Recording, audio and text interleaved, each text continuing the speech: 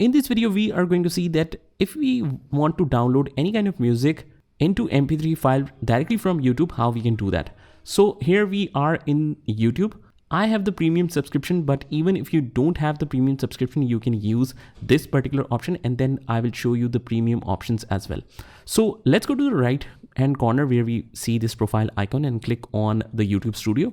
And here on our left, we see the audio library option right at the bottom. We need to scroll this in order to find it.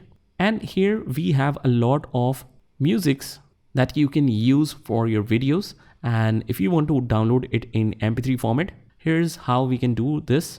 On our right, we can click on the download option and it will directly download it for you.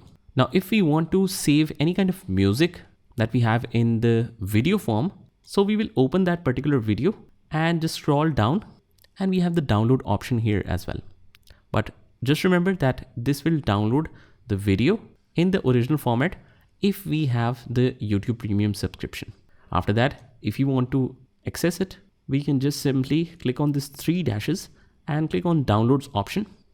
And we have all of these music saved offline. So that's how we do it. I hope you found this video helpful. And if you did, hit the like button and subscribe to our channel. And I will see you in the next one.